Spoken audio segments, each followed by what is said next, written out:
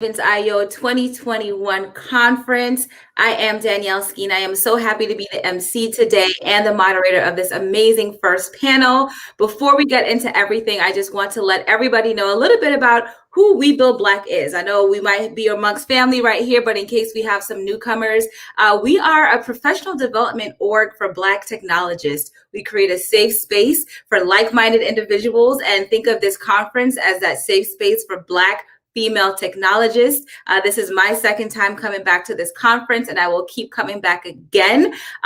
The first panel that we'll have today is going to be called Working Through the Chaos. So I know the pandemic definitely took a toll on all of our day-to-day lives. So we have some amazing women in tech who will actually share a little bit about what they went through. But before we go into the panel and before we get to your questions, we definitely want to make sure that we create some space for us to hear from our sponsors. So I will take it away. I will have Carlin from our partner Kenzen tell us a little bit about what they have going on. Hi, thank you, Danielle, and hello to everyone, and welcome to the conference. Kenzon is really excited to be here and support We Build Black as well as the Mavens IO conference. I personally could not be more excited and a little nervous to speak with you, although it's only 5 minutes. But I know it's going to be a great panel. Christy, Kim, and Christine, I know are going to be amazing. But a little bit about me. My name is Carlin, and I lead up the recruiting efforts here at Kenzon. At Kinson, we believe diversity yields better outcomes and that Black Lives Matter. As a company, Kinson helps Fortune 500 clients all around the world succeed in their cloud journey through consulting, cloud migration strategy, and engineering modernization. We are highly collaborative, exceptionally detail-oriented, and we love to be challenged. We do all this while remaining true to our values of acting with kindness and humility, holding ourselves accountable, and embodying excellence. We're hiring across the world, especially US, Canada, and beyond. And so we're hiring directly through Kinson, our sibling company Source, as well as our parent company Amdocs. Some of the positions we have open include cloud architects, consultants, DevOps engineers, platform engineers, project managers, as well as entry-level software engineers. So all of these can be remote. So if you are interested in learning about those positions, more about our company, I'm always here and happy to tell you more about us. Before I go and you enjoy what you came here for, I just wanted to give a really big thank you to Devon and Tasha at We Build Black for helping to set us up and get us all set for today. So enjoy the conference, and thank you for letting me have these few minutes to speak with you. Awesome. Thank you, Carlin. And for everyone listening, they're hiring. I heard the jobs, I heard the positions, I heard the titles. So don't say you didn't hear it first at the Mavens IO conference. Make sure that you check out Kenzon. And if you're in the market, if you know someone who's in the market for a job, each one teach one. Go ahead and spread the word about the openings that are there. Speaking of work, so I know work is something that has definitely been affected over this past, dare I say it, over a year and a half of this pandemic. I think it goes without saying that everybody's daily lives completely changed, right? A lot of the abrupt closing of offices, everybody is fully remote, partially remote, but on top of that, we're parenting, or you're taking care of your own parents, or just, all the things that life brought our way that was unexpected, that we as technologists had to deal with. So the next hour that we have some amazing women here who I'll make sure I'll give them each a time to introduce themselves. But we're going to hear about how they had to adjust, how they had to adapt, and, hopefully some takeaways and, best practices that we all can start to tap into. We don't know when normal will return, but we do know that there are ways that we can cope for sure. So what I'll start to do is I'll go in order. So we'll have everyone kind of introduce themselves, just do a quick 30-second on who you are, the company that you represent, and your background, and then we will get started into the questions. So I'm going to have Christy go ahead and kick us off. Hello, everybody. I'm Christy Howard, and I'm here. I work at Netflix as a SRE, or Site Reliability Manager. I manage a team at Netflix called the Core SRE team, and that's Critical Operations and Reliability Engineering. Awesome. Welcome, Christy. Next, we'll have Kim. Hey, everybody. Thanks for joining us. I'm Kim Bostic. I am an engineering manager at Stitch Fix. I manage a wonderful, amazing team of iOS and Android engineers on the native application platform team. Awesome. And last but certainly not least, we have Christine. Hi, everyone. My name is Christine Itoke. I am a senior engineer here at Take-Two, which is a game publisher company. We publish one of your favorite games, such as NBA 2K and Grand Theft Auto. I work in the marketing technology company where I build out the infrastructure around the marketing campaign that we send out. Nice. Okay, so you guys see the titles, or you ladies? I'm going to say ladies from now on because, that's who we are, let's just say that. But you see the titles, you see the positions. So we have some dynamic women here. But at the end of the day, this is all a safe space. We are all sisters. We're all on the same page. We have all been going through a lot for the past year. So I want to hear from each of you, just really, what are some of the adjustments that you had to make over these past, year and a half once the pandemic had hit? And Christine, I'll have you kick us off with this. Just, when you think of work, what adjustments did you have to do? Hi. Well, I'm really excited to talk about, and talk through my experience and learn from and everyone's experience. For me, throughout the pandemic, first, at the beginning of it, I had to find a job. So that was a big adjustment. But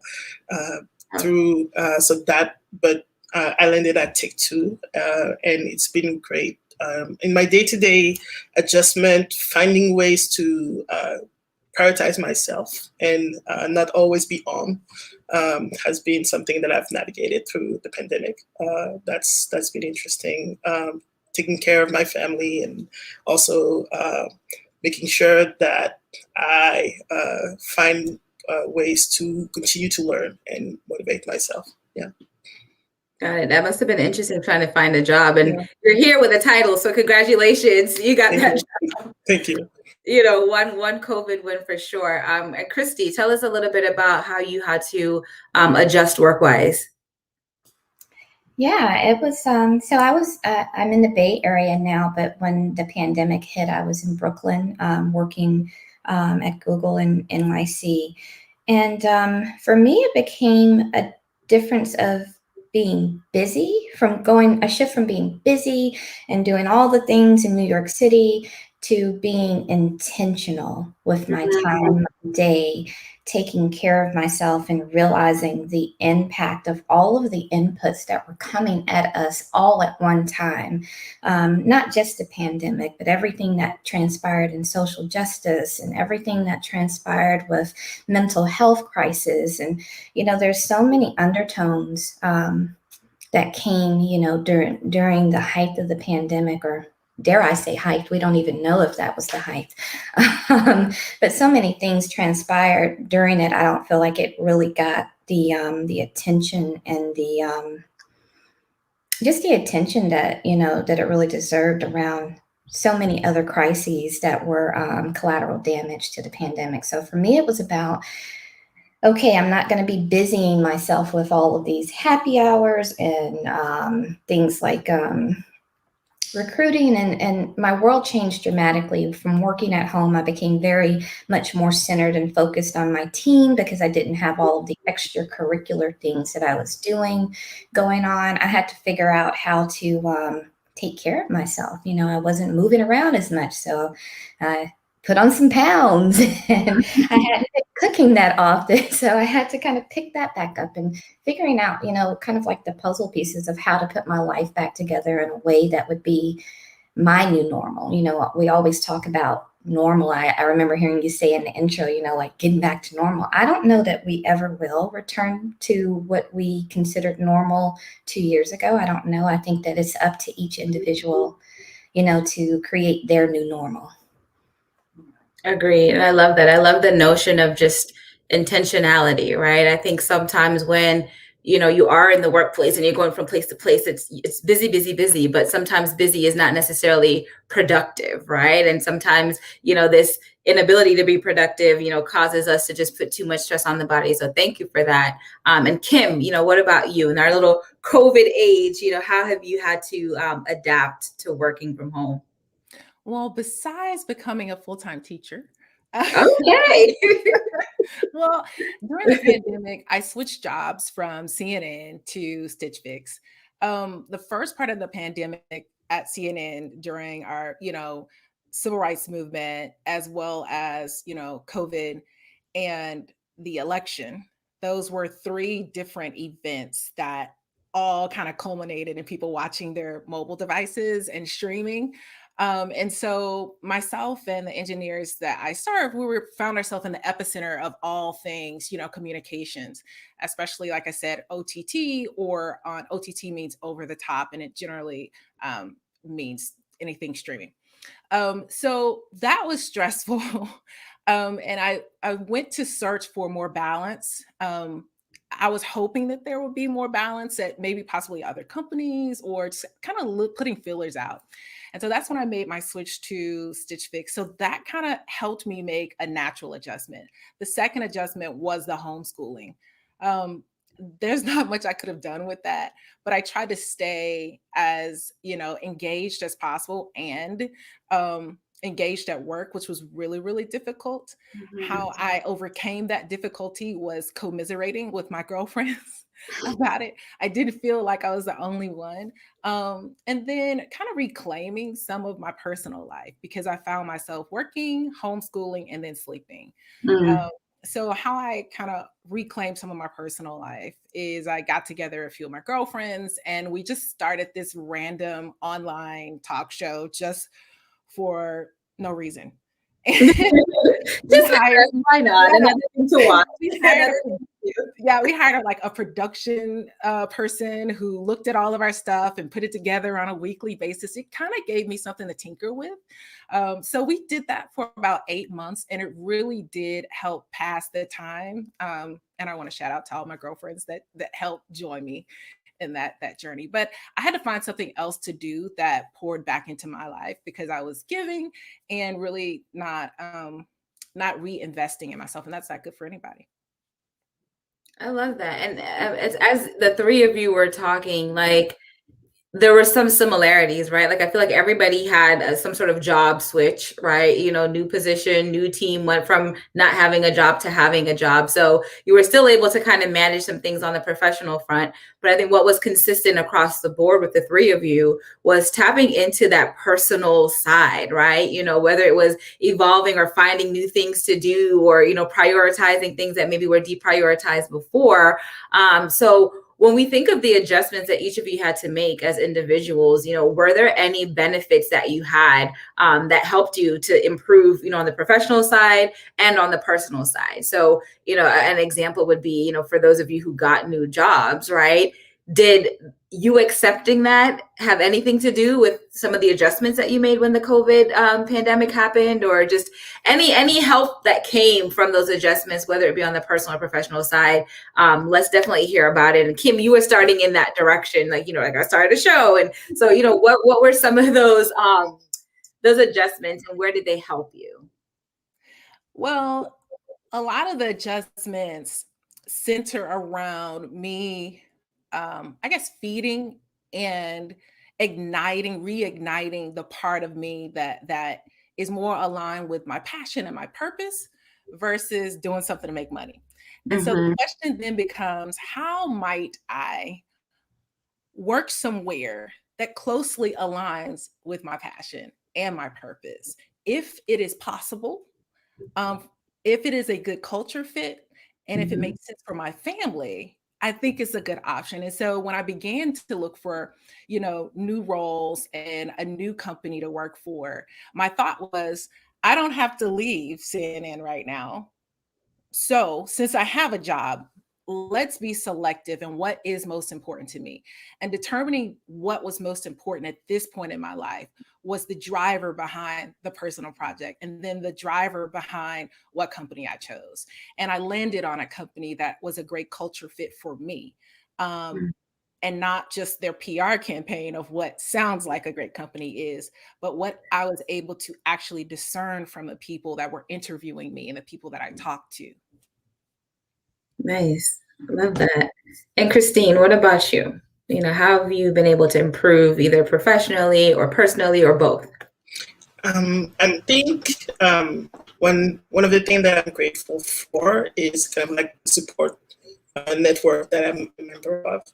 I'm a member of another Black software engineer organization, and through that, I found support and like reinforcement as I was navigating finding a new job and then starting and onboarding within my team, kind of adjusting around because I live by myself, like setting schedules and having flexibility around the time that I spend and being intentional around like taking time for myself and setting a routine has been good. I think that I really resonate with what Christy said around finding our new normal.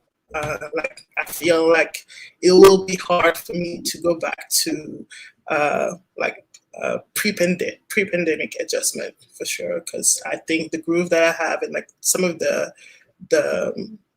habit that I formed around like my wellness are things I will maintain after, like whenever we're back in the office to whatever capacity.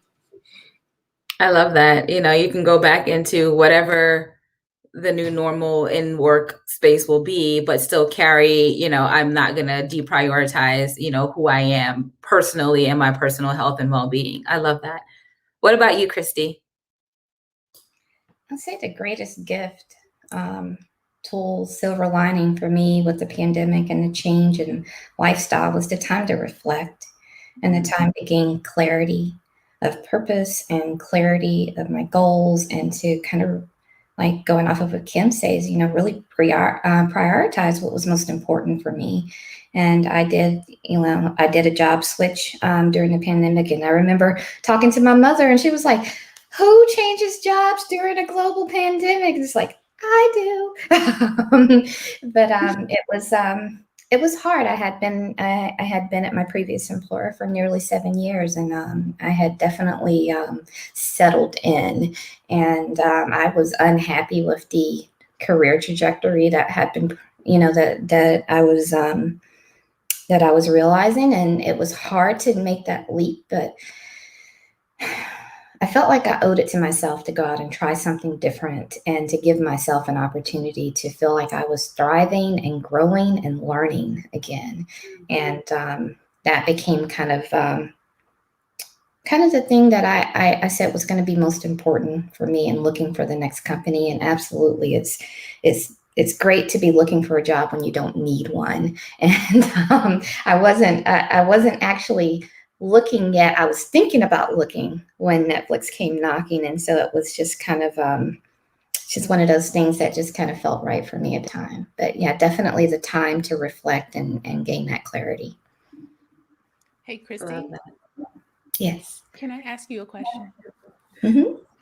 What gave you the courage to take that leap? I often recognize there's several areas in our careers and our lives where we have to take that leap. And I'm sure there are some people listening that are like trying to figure out like how to do it or what the impetus should be to just take it. What was it for you? So I'll say, on two fronts. First, emotionally, I said that I had to bet on me. I was working so hard. I was working so hard for very little reward from a career progression standpoint. It's like, I have to bet on me. So emotionally, that logistically, financially, I had a little bit of money set aside. So I felt like, if the worst were to happen and I jumped ship to a new job and it didn't work out, I had some flexibility financially. And so that definitely influenced, and helped me to make the decision. But it was mostly just, saying that you just got to start believing in yourself again, girl. Like, you didn't get this far, not believing in yourself. And at some point, I admit I stopped believing in myself there. I was trying to do all the things and fit into boxes that I just inherently didn't fit into, So thank you for that. Yeah, I love that question, Kim, like right on point. And even more, love the response, Chrissy, because what it leads to is with Kim's question, it's like, I think a lot of us start to feel like we're waiting for these signs or this external thing to happen or the smoke signal to come and say, it's time to leave, girl. Now it's time to jump ship.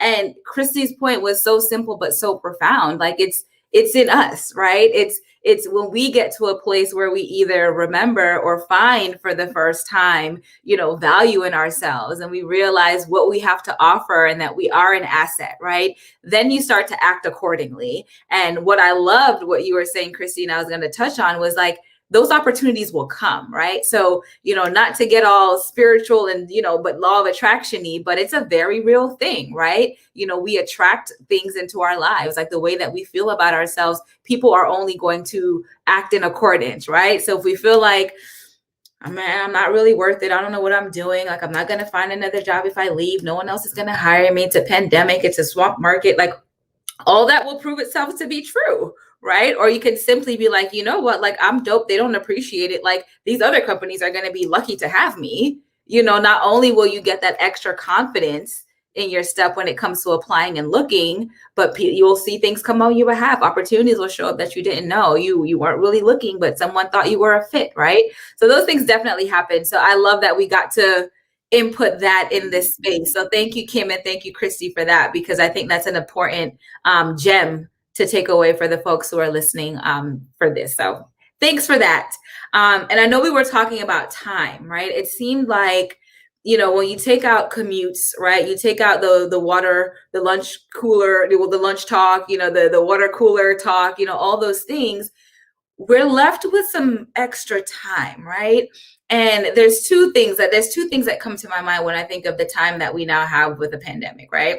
Some of us have filled it with like more things because we're so used to being busy that it's just, there is no change, right? I think a lot of us have found better things to do with the free time, whether it be tapping into, mindfulness or wellness or education, like whatever it is. Or some people just don't know what to do. And that can bring on some anxiety, right? Like if you're so used to being on the go and now you find yourself at this free time, what do you do? So for any of the female technologists that we have on the call today, or just anyone that's joining in that has this influx of free time, they're not quite sure what to do, what to make of it. Any tips that you all can, offer them? So, Christine, I'll have you start. I think for me personally, it was picking up a new hobby. I've always wanted to ride a motorcycle, and I find myself with plenty of time. So I took the classes, and after that, I bought a motorcycle. So now I'm a rider. Yeah. Yeah. So if you have extra time, find a hobby. Yeah. If you used to have a hobby, but you didn't have time to partake in that hobby, schedule said time to pick back up that hobby.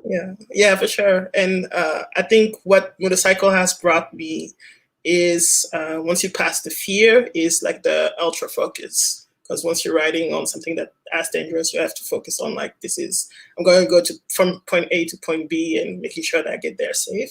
So you only thinking about, okay, what I'm doing right now. So it's really calming experience. It's a really calming experience for me. I love that. And Kim, what about you? Any advice for folks on what to do with the free time now? Well, I think it depends upon the person and where you are in your personal journey. There was a time where my free time, I knew I didn't have an opportunity to learn a certain language. I also knew that I wasn't being given the opportunity at work. So I used my hobby to learn something that I otherwise could not have learned because I didn't have any learning support. I mean, we all know the issues and the problems sometimes that corporate America has with supporting people in their growth. And so aligning a hobby with a personal learning goal. And so from that, I ended up being an automotive media company 11 years later. I shut it down 2 years ago to focus on my career because I was doing both. But what was a hobby turned into a complete business that was pretty lucrative.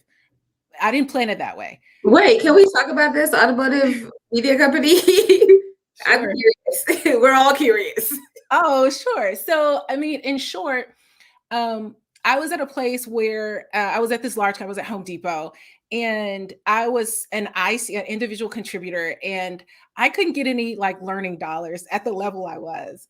And I wanted to learn some languages and some stuff having to do with some customization of WordPress and some different things. And so I just kind of struck out and started trying to figure it out with YouTube videos. And then I started blogging about cars on that platform. And then I joined the Greater Atlanta Automotive Press Association and became, one of the officers on the board there. And then I started talking to all of the automotive PR people at headquarters, and they started, calling me. And then I had 6 cars show up at my house one time, and I couldn't drive all 6 of them and blog about them. So then I started asking my girlfriends to help me blog about them. And then we started getting paid here and there. And then I sold like 40% or 50% of that business to one of my girlfriends who helped me out for a few years. And then I pitched Kia International to do a 5-minute short. I did not know how to film anything. I had no idea, but I had a great relationship with them. So my question to them was, how are you spending your multicultural dollars this year? And how might my automotive media company help you spend those and align with what you're trying to accomplish with your brand? And so they gave me a nice check, and I hired a production company. I didn't do it. I wasn't foolish enough to think I could do a job. Hired a production company. Use these dollars the right way. Get the professional bit. So the short was called Beautifully Driven. But anyway, it all came from a hobby, and it came from a gap in my learning and my personal development that I couldn't get fulfilled at my job. I wasn't in a position to leave to go learn. So I just figured out a way to learn it on the job and ended up loving it, and had to at some point decide between continuing my career in IT or, completely going to, giving myself over to my company, which I regret having to make that decision, but that's what I had to do for me. And then that's just aligning your hobby with your learning and development and growth. And then this time with just kind of striking up a little talk show with my girlfriends, there was no alignment with my personal development or growth, but it certainly was a lot of fun. And I got to learn a lot of stuff. So, I mean, it's 2 different ways you can approach it. But I do say, if you're at a early part in your career, or part in your career where you're trying to figure out your next play, create your own opportunities. I'm always a fan of that, always have been a fan of that. And same thing, I have several things on the side. And I think when you're talking about free time, I love the two angles that Kim took, right? So one is actually kind of through self-education and kind of, exploration, you can learn and stumble on a whole entrepreneurial endeavor that you can choose to keep doing, or you can choose to sell. But then there's the other side of it where you can use it to, fulfill yourself, find a new opportunity, right? So it's not time wasted. So love that. And thanks for the tidbit on the autos company. I was like, wait, hold on, I gotta know more. So Christy, what about you? Any tips and advice for folks on how they can, make the most out of this influx that they have of new time? Yeah, thank you for sharing that, Kim. That sounds amazing. I have 2 things, and I think it is based off of where you are personally. I think that it's an excellent time to take that and reinvest in yourself, and you decide what that means and how you're going to reinvest in yourself. I personally did both. I revisited playing the piano, which is over here. I started back playing. I hadn't played in nearly 20 years. It was something I loved dearly that I abandoned, in adulthood. So I revisited that during the pandemic.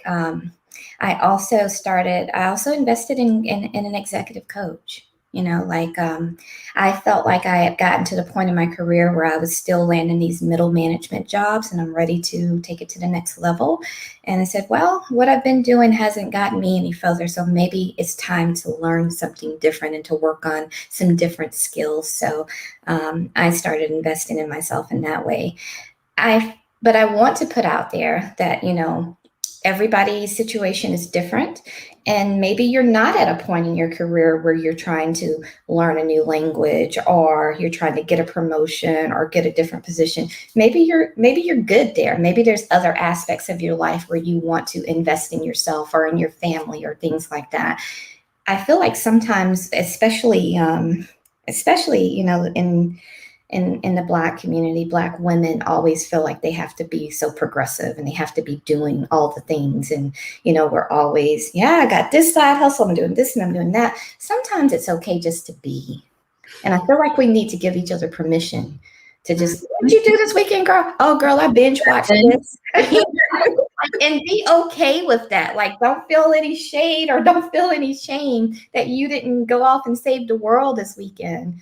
And I just want to say that. And if anybody's feeling like they need permission to do nothing, you have permission to do nothing. I love that. And I'm going to +1 that. You actually stole my little closing line, right? Because I think there's this thing with, and I saw a meme the other day and it was so perfect. I was like, this is what I keep thinking. So it said, don't confuse my free time as availability, right? Because I think sometimes, especially if you think of it in the work sense, somebody might see an opening gap or they think it means you're available, right? I always check in with people. I might see it, but I'm going to, hey, I saw that you have an open. Is that a good time, right? Taking work out of it because you're sitting and not doing anything and not doing what the world assumes that you're supposed to be doing. Everybody's not supposed to be booked and busy all the time, right? Like that's not healthy, right? So don't feel like because you have this free time and this opening, it means that now you're available to do something, right? Whether it be, something that's social, whether it be something that's dealing with work, you can literally just do nothing. And that has been some of the most productive, self-rewarding, self-fulfilling time that I have given myself is a time where I'm doing nothing, to the point where sometimes on my work calendar, I'm like, okay, I have a heavy evening or I had a heavy morning. I'm gonna block out an hour and a half because I can choose to maybe catch up on work or I could choose to catch up on Real Housewives, right? So it's really one of those things where your time is yours and you get to use it how you see fit. So you had 3 to 4 to even 5 different examples just on this panel on how best to use your time. But that said, it's yours to not do anything with at all, right? And just don't have any anxiety or this feeling of, oh my gosh, I'm not being productive, so I'm not worthy, right? That's like, we have some head nods on here. Like that's not a thing. So if we say that you're okay to do that, you're okay to do that for sure. So thank you, ladies, for that. Because sometimes it's a tough thing where you get caught up in society thinking that you need to be busy, but sometimes you really just need to be still. So I appreciate that. Now, moving along, again, we have been in this world where we went from total lockdown to partial openings to and we don't know where we are, right? Depending on where you are in the US, where you are in the world, the lockdown rules are different. But we do know that when we think of working in the work environment, one thing that has been very important has been just kind of this in-person, like socializing, right? Like, for some people who live alone in their apartment by themselves, like that's a lot, right? So some of us really just depended on going into the office and having your team and doing outings and all sorts of things like that. So can we touch on just a little bit of how we've been able to stay in contact with our coworkers and our teams? I know some folks on here, you manage teams. So if you want to share what that's like, and maybe we have folks who are listening who are managers themselves and they need a bit of advice on what to do, what they can and can't do. We definitely want to hear from you all. So I'll have Kim kick us off with this one. Well, I don't know that all that I'm trying to accomplish has been a success, but I will surely share. I say that because I'm an extroverted introvert. So I am okay with like completely being at home and like only talking to people on Zoom. So that's not okay when you manage people. So what is required is that you dial into what makes each person tick, to understand what might be a great idea to foster engagement and collaboration. And it's difficult depending upon how many people you support and how many people you lead. But what I find is just kind of listening to the team to determine what the team might want. Like some teams like happy hours, but if I set up a reoccurring happy hour for a group of people that don't want happy hours, because I had another team that was like, no, it kind of encourages the wrong types of behaviors and we don't like that. And other teams might say something different. They're like, hey, why don't we have a social hour? Why don't we have, and then other teams want to play games. And so I think the most difficult part about the pandemic and leading teams is the the magnetic pull that one might have to doing what they like doing as Mhm. opposed to continually polling. And then also for me, a lack of action sometimes can get me because I'm like, I don't know what to do. Well, we'll just figure it out. And then we'll figure it out like 2 or 3 months down the road. And one of my team members today were like, hey, let's do a social thing. And I was like, oh yeah, I haven't done that. So really polling the team, determining what makes each person tick, and maybe doing a round robin of things that the teams like. So one of the things I did was Christmas in July. That was not this year, but last year at It's so CMU. crazy that it's 2 years of this. I know. So we did Christmas in July, and that was fun. It was like a 3-day Christmas event, and we had like Pictionary on one day, and we had a DJ, some days, and then we had like a cocktail competition, craft cocktail competition. And then this year we did, I think, cookies and something else with alliteration. I can't remember. We baked it together, but I found someone within the organization that enjoyed cooking, so she led us through baking cookies together and chilling out and talking. So it just really depends on the team. So true. And Christine, what about you? So I'm lucky and grateful. Like I work in gaming, so one of the things that we do a lot as a team, and we kind of like we are intentional around that, is play together. So we've done like multiple games together where we just have 2 hours, usually on Monday, where we play, and that helps set the tone of the week of managing the anxiety and talk through also issues that might come up in a more fun setting. So that's one of the things that's been good, and finding community my community within work has been important also to socialize, because I started during the pandemic. So that at the beginning, I had to be intentional around, okay, what are the things that I like about the social aspect of work, and how do I make sure that I can create something that fills my need around that within the setting of working from home. So finding, being a little bit more extrovert than I usually am, and going and finding my community within work and what are the settings. Nice. I love that. And that must be a nice feeling where instead of games being work, it's actually just a fun social thing that you get to do. So that's a new spin on work. Yeah, for sure. And Christy, what about you?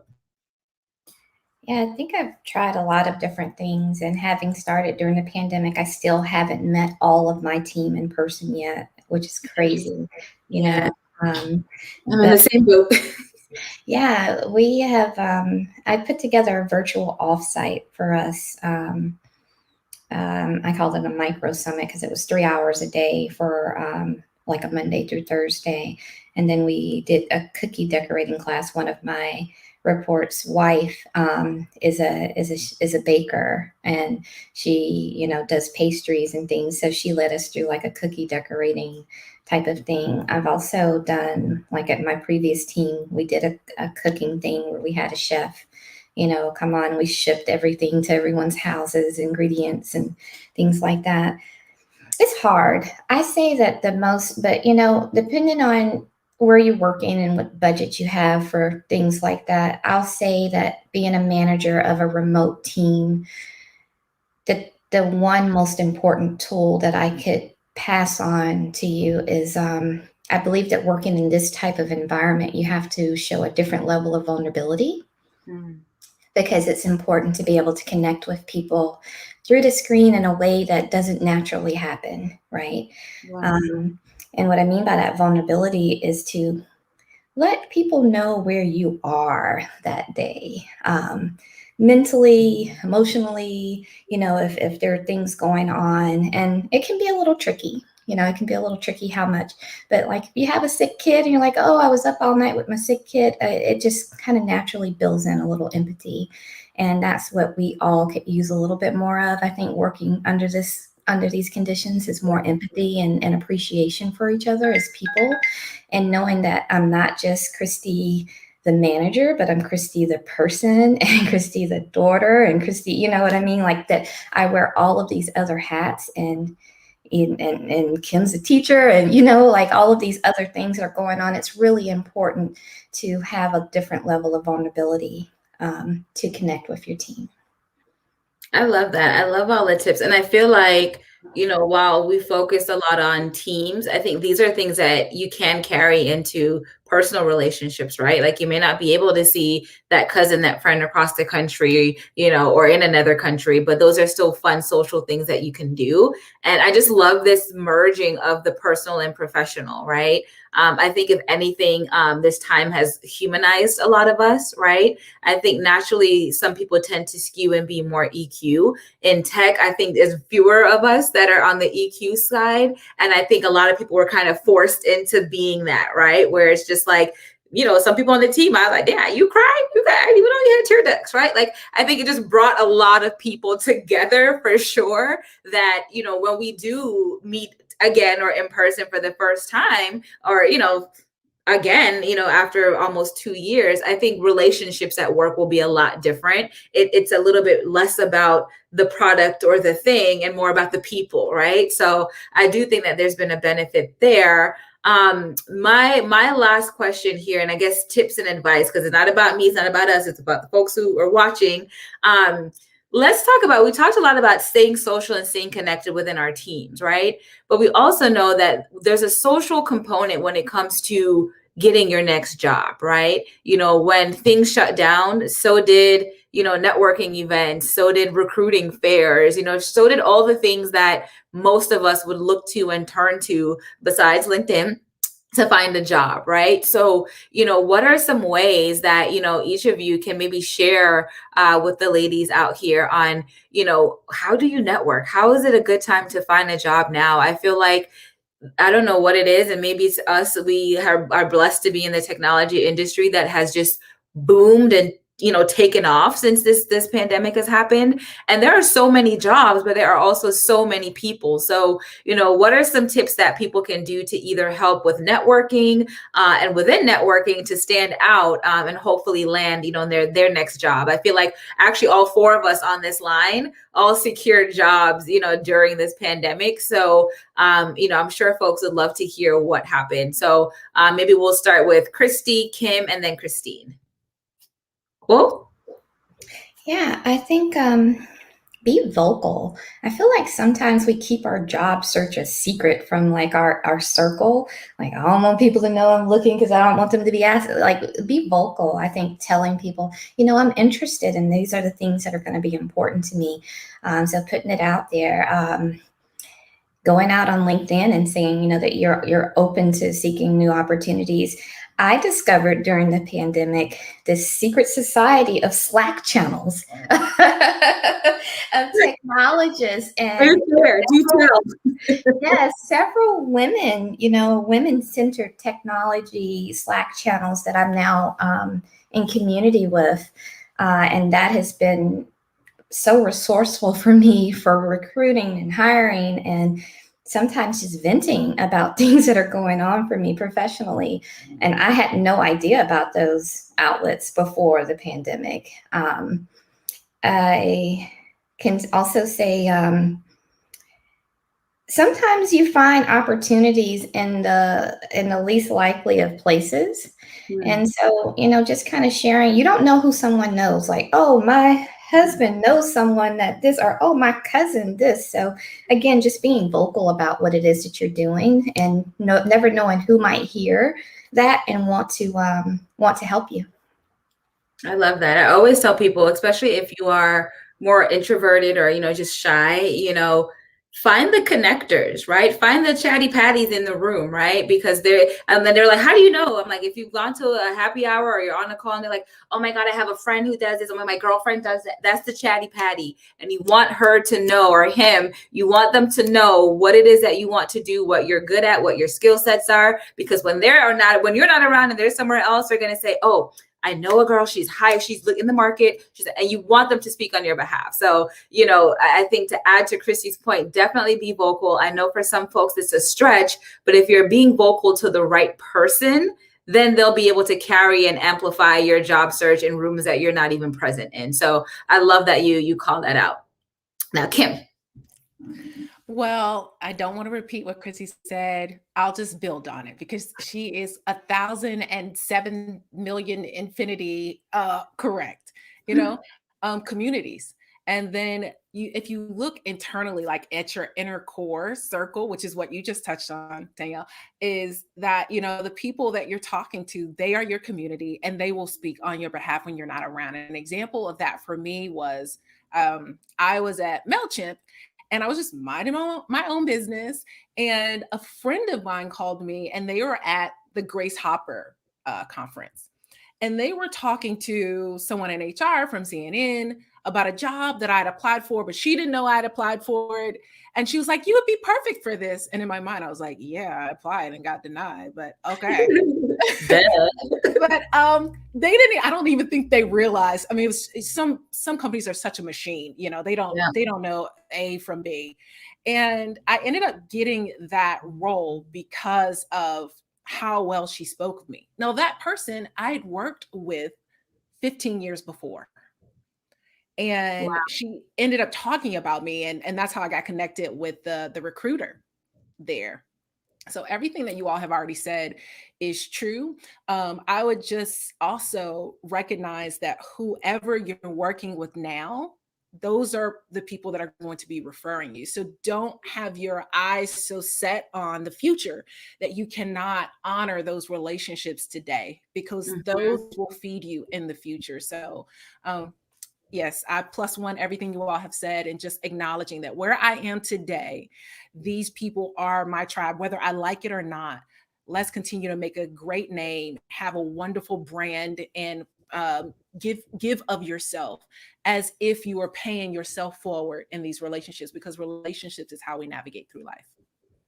I love that. And I think too, so many people focus on impressing managers or their boss's boss, or they have this mindset of, if the people higher up like me, then I can progress, not knowing that if your peers like you, that might be the person in the room speaking to the right person. So don't try to just impress the higher ups. Make sure that your peers and the day-to-day people you're interacting with have just as great a opinion of you. So I love that, Kim.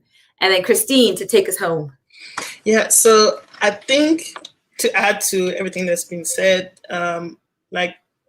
be searchable, because I work in marketing, SEO is important. So how do you, especially with things like LinkedIn, a lot of those have algorithm behind it. So trying to understand how you can be hyper visible if you're looking, and reply to the post, the thing, write a blog post. Those are things that, even if depending on your level of seniority, that can get you the foot in the door or start the conversation.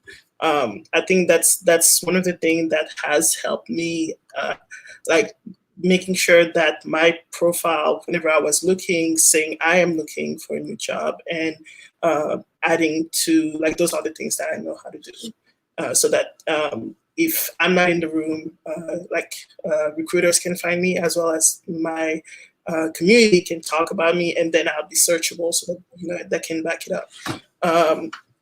That's one of the things. And also, I think for me, one of my experience around trying to find some of those conferences that were in person now are virtual, and starting back up, we're in one right now. And that's, even though it's a different way to meet, it's really valuable. So getting that subscription mailing list, go to that conference, and maybe attend a talk and follow up on LinkedIn with people. I think it's important it helps creating those interactions and see how they follow up, right? Yeah. May I add one bullet point? Yeah, go ahead. As a person that is always recruiting people to come work at Stitch Fix, or wherever it is I am, I noticed that a lot of people just completely ghost, right? And so Christina's talking about LinkedIn. And so you have to kind of be engaged and looking at your recruiter inbox or your inbox.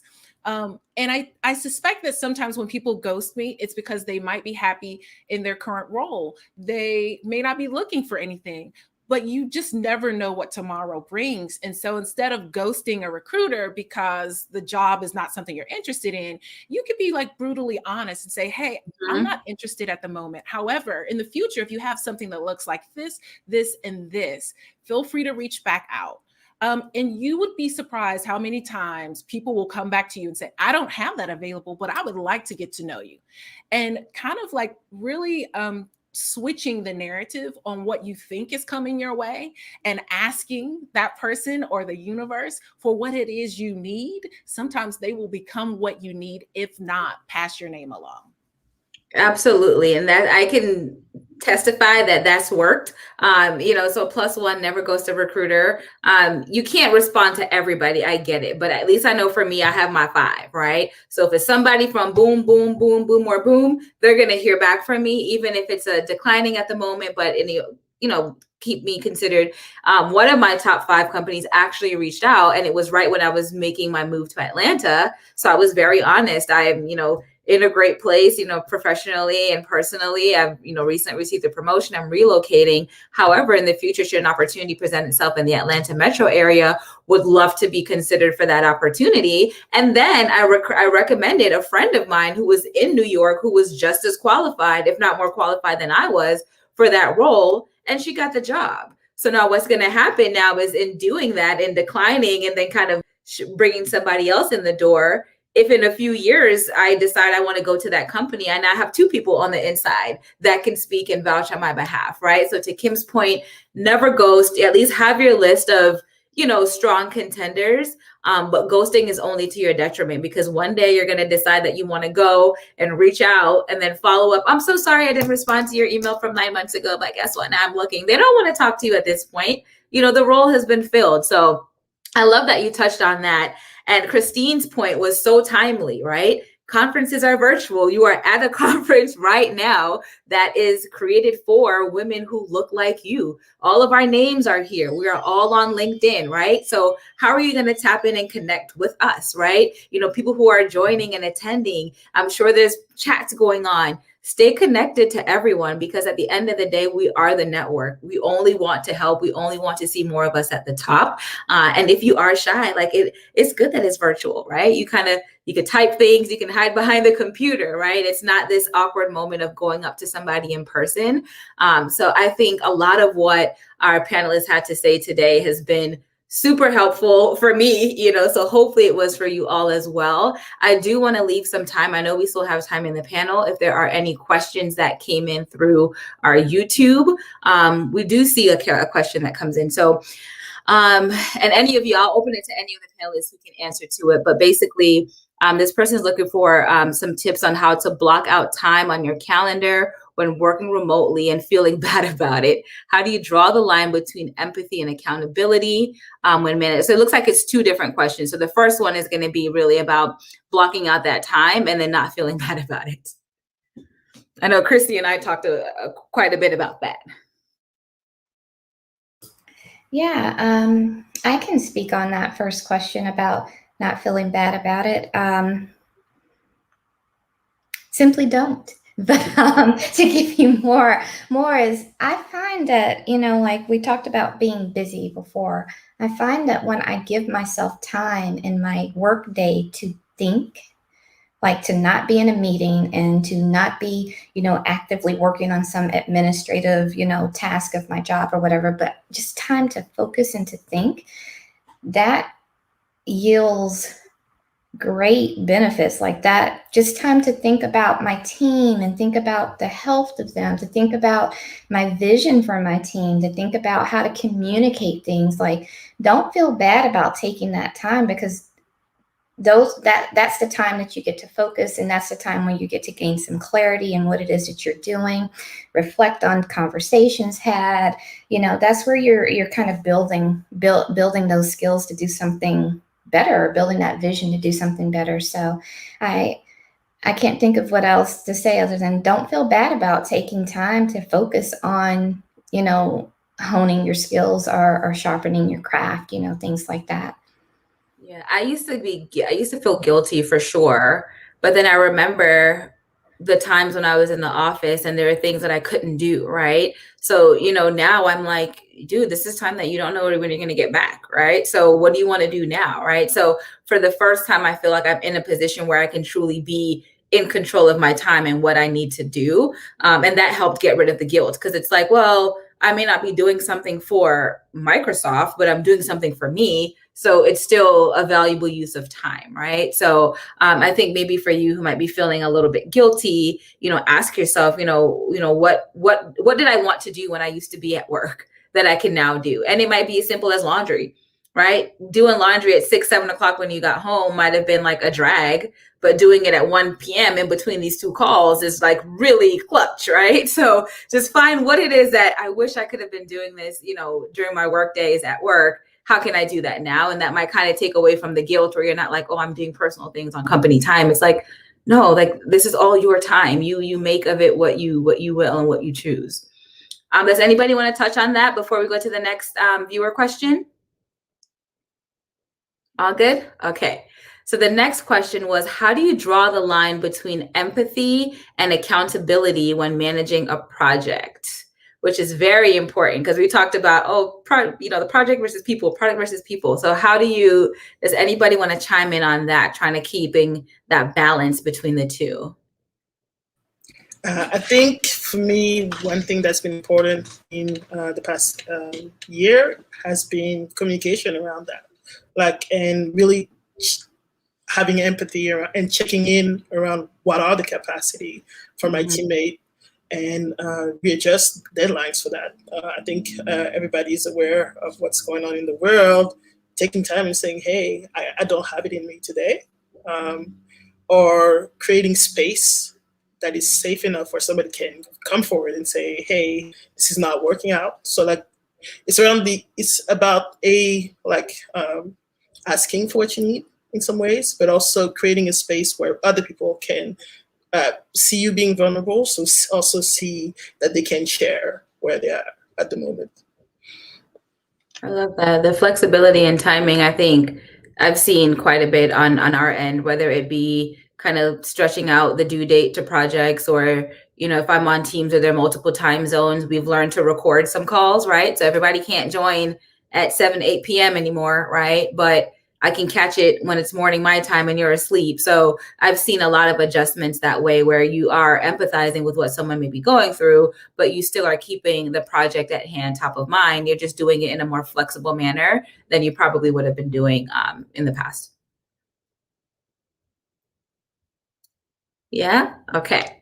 So the next question, what is the best way to deal with passive aggression from a coworker? I might need to listen. So the floor is yours, ladies, because we want to know.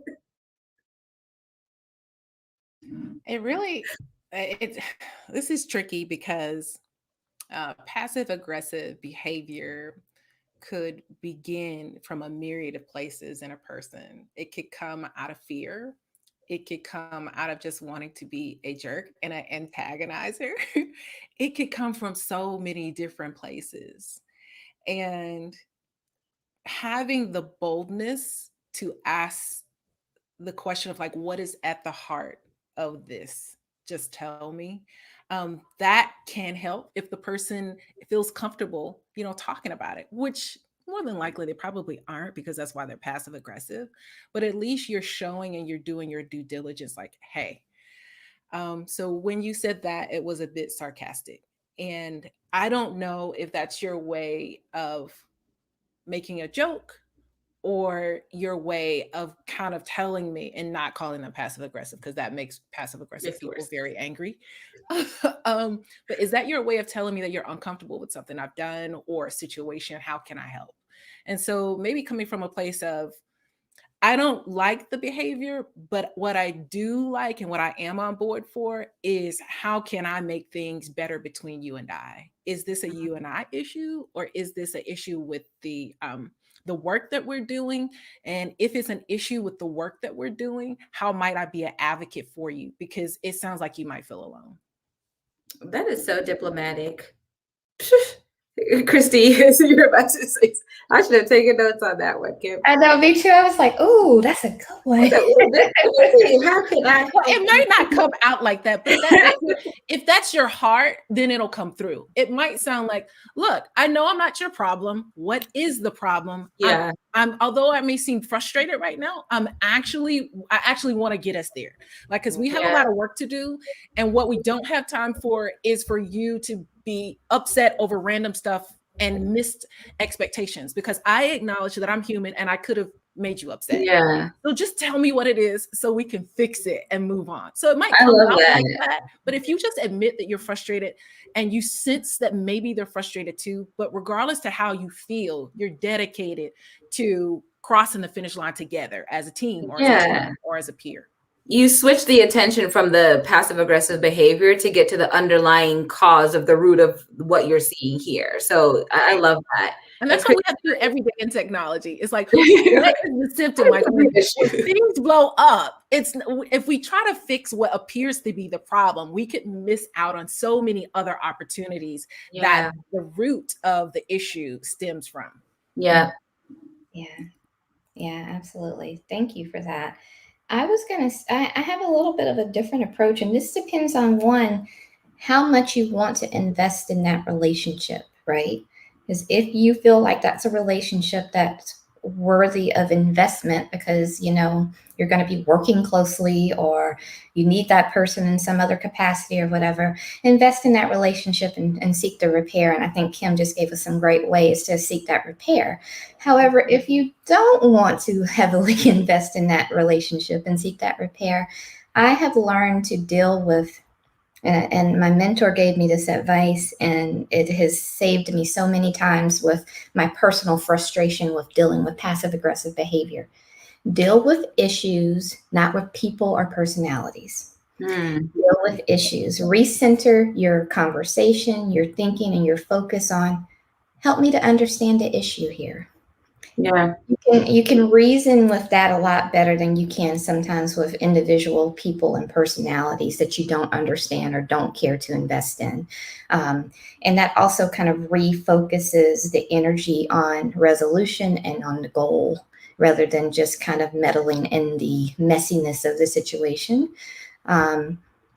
I had a contractor call me that I had sent out to someone's house, a rental property, and apparently the tenant was like super aggressive and nasty with him. And he called me and he wanted to focus on how nasty she was. And I wanted to say, I'll deal with that part, but tell me, what is the issue that has her so nasty and treating you like, let's focus there. And so in my personal life, professional life, that has helped me through so many just bad situations. I would say, what you said is, it made me think through a lot of situations. And if we were to be like 1000% transparent as Black women in tech, sometimes I found that the issue is simply my presence. And that is the talk about it. That is the toughest situation to deal with, whether it be a peer or someone you report to or someone above you in a hierarchy type of way, but they're not your direct manager. As a Black woman, I just want to acknowledge that sometimes, Black woman in tech, sometimes my presence creates issues. And that is admittedly the most difficult situation to navigate through. And I believe the reason why it's so difficult for us to recruit people that look like us.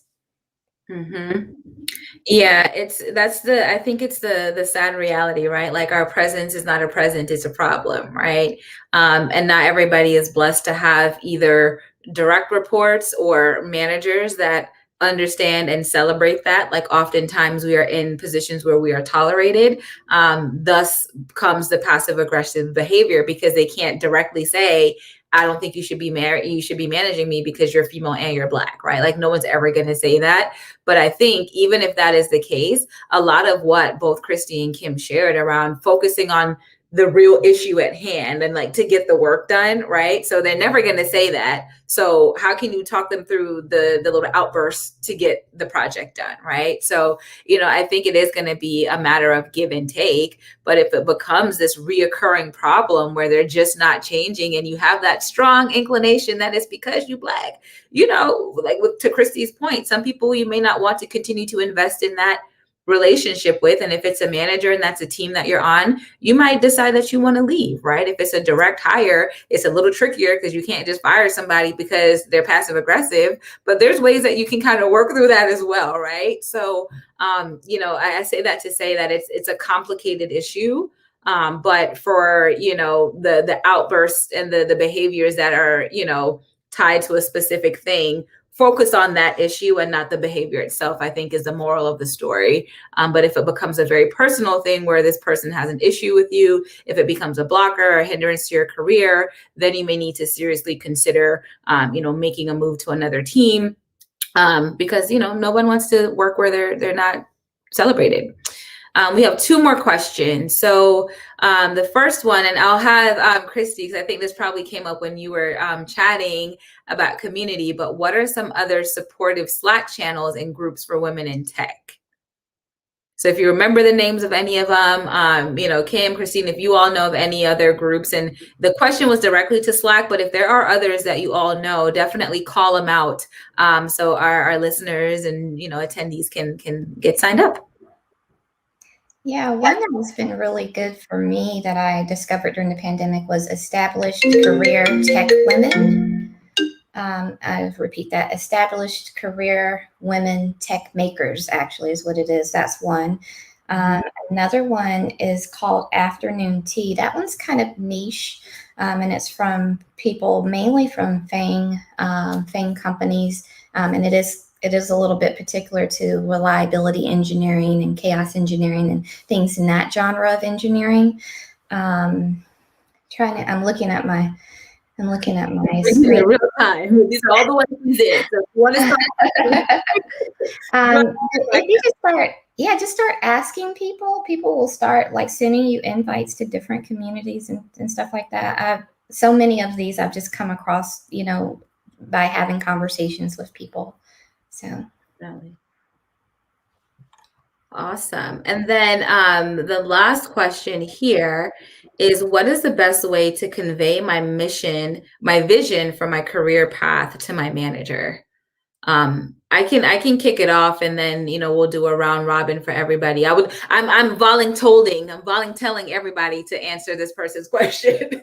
But no, so I would say the best way that's worked for me, right, is I had to step away from titles and how much money I wanted to make and focus on what I wanted to learn and the skills that I was fully invested in and what I wanted to exercise a bit more. And I realized in doing that, my manager then started to give me other opportunities to flex those skills, right? And then those started to turn into jobs, right? I work at a company where thankfully, if you can make a strong, solid business case for it, they'll put a head count behind it. So, I'm in 2 jobs now where I'm the first, the job I'm in now, I'm the first one in this position, right? Because we found there was a need. The job I was in before didn't exist, but we found there was a need, right? So that went from, here's the skill set that I know I'm great at, that I want to continue to do. Here's what I want to learn. Here's what I wanted to tap into global markets. I wanted to be closer to the product. I wanted to make business decisions. So when you focus on the skill sets, I think what will end up happening is your manager can then say, aha, okay, I think you'll be a fit for this team. And sometimes it may not be in the org that you're in, right? It may not even be on their team, but now they know, and they're not like falsely grooming you to be, their mini me, when that's not what you want to do ultimately at the end of the day. So I think the more that you tell them about what you want to learn, what you want to do, the skill sets you already have, maybe in and outside of work, that's helped me quite a bit.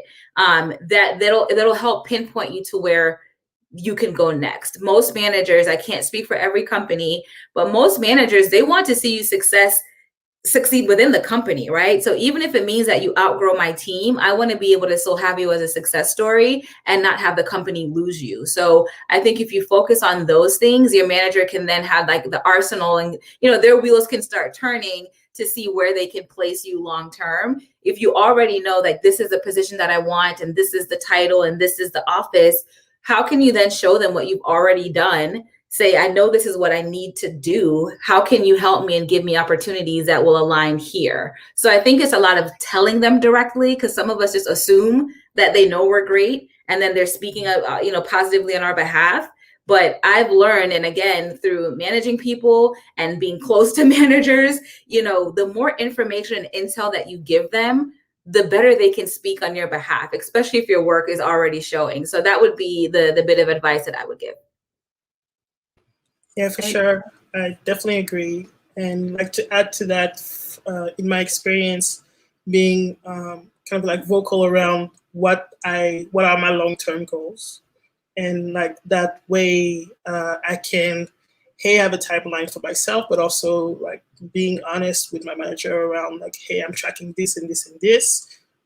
This is not moving in the last 6 months. How do we improve on that? So being vocal has helped me kind of switch to a growth mindset of like, this is what I'm trying to do. This is how I'll get there, for sure. Love it. Kim, Christy, anything to add? I know I think all intelligible. I'll say ask for opportunities, to showcase your skills in a way that you are not organically aligned to showcase them in your role. And that could be through ERG type of engagements. That could be through one-off type of things. Like I had someone recently on my team that was asked to help with a chief of staff type of activity because they thought that he would be good at it. And so that was an opportunity for him to kind of shine in a way that he isn't normally allowed to in his role.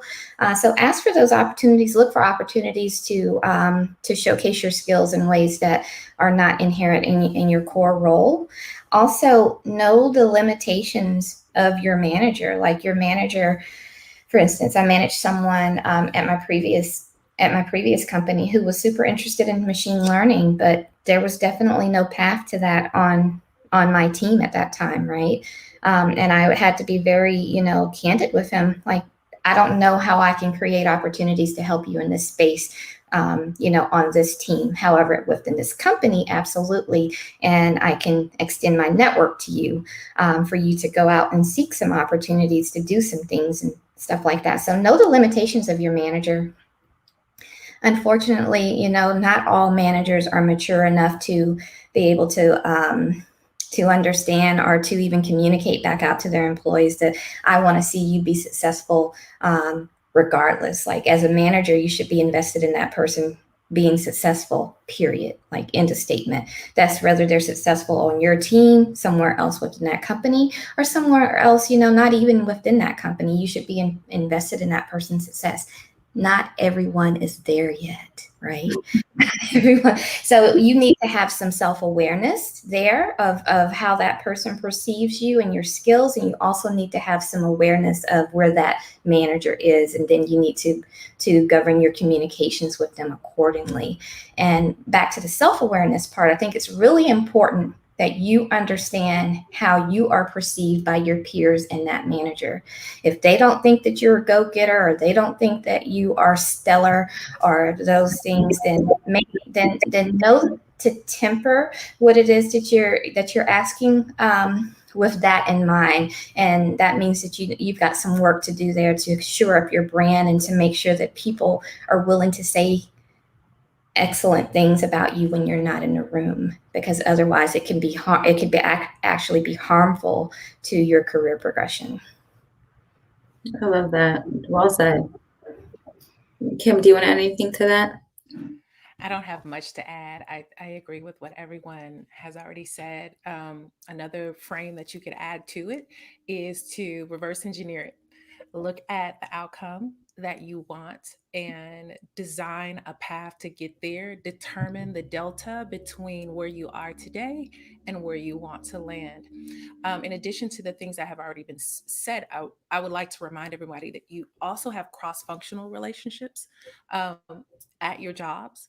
And so, where you may not be able to rely upon your peers or your managers, you can certainly make sure that when you are on a project or when you engage with someone from recruiting or from MarTech or from algorithms, machine learning, that you can begin to build that relationship, and then set up some TBs or touch bases or one-on-ones every now and again with people cross-functionally, so that you can foster and really grow those relationships, so that you can have some sounding boards that are outside of your sphere of influence and outside of your immediate team.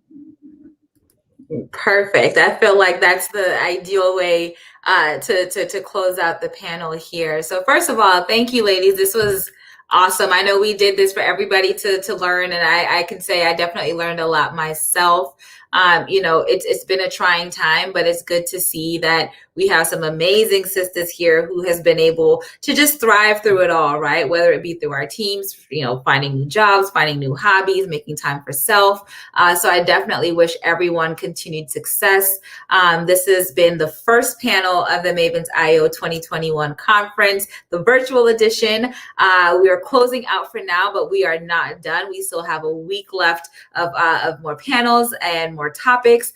So join us back here on Wednesday. It's going to be the same time, 6:30 p.m. Eastern. And we're going to be talking about what's next, right? So we talk about what we've been through and how we've been navigating, and then we're going to pivot into, well, what do we do next? So make sure you tell a friend to join up, register. And to our panelists, again, thank you all for joining us. And yeah, everybody have a great rest of the day. Thank you all.